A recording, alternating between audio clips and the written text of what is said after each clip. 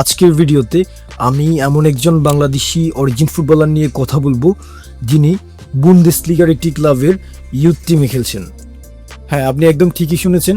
So ভিডিওটি অনেক বেশি ইন্টারেস্টিং হতে যাচ্ছে, আশা করছি শেষ পর্যন্ত দেখবেন। প্রথমেই বলে রাখি, জার্মান টপ টায়ারের লিগ হচ্ছে বুন্দেসলিগা, যেটা আপনারা অনেকেই চিনে থাকবেন। টপ 5 লিগেরই একটা লিগ, যেটা কিনা বিশ্বের অন্যতম সেরা 5টা লিগের মধ্যে পড়ে এবং খুবই কম্পিটিটিভ একটা লিগ।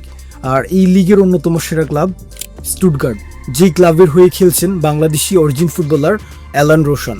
এবং সবচেয়ে ইন্টারেস্টিং ব্যাপার হচ্ছে রোশান স্ট্রাইকার হিসেবে খেলে, যে বিষয়টা আমাদের জন্য আরও বেশি ভালো লাগার, কারণ বাংলাদেশ দলে স্ট্রাইকার সংকটের একটা বিষয় রয়েছে এবং এই জায়গা থেকে রোশান যদি নিজেকে ইমপ্রুভ করে অনেক দূর নিয়ে যেতে পারেন এবং নিজেকে একজন টপ স্ট্রাইকার হিসেবে প্রতিষ্ঠিত করতে পারেন, সে জায়গা থেকে বাংলাদেশ অনেক বেশি উপকৃত হবে বলে আমরা মনে করি।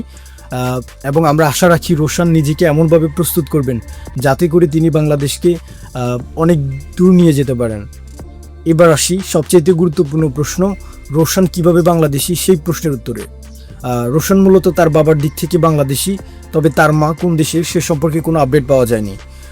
তার বাবা এখনও নিয়মিত বাংলাদেশে যাতায়াত করেন, অর্থাৎ তার বাবার সাথে বাংলাদেশের একটি গভীর সম্পর্ক রয়েছে।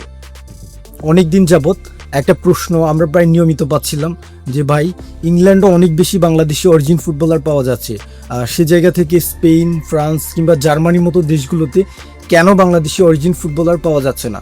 সো সে জায়গা থেকে আমরা খুব বেশি ভালো কোনো উত্তর দিতেও পাচ্ছিলাম না এবং ফাইনালি আমরা এমন একজন বাংলাদেশি অরিজিন ফুটবলার পেলাম জার্মানিতে, যে কিনা জার্মান টপ টায়ারের একটি ক্লাবের ইউথ টিমে খেলে।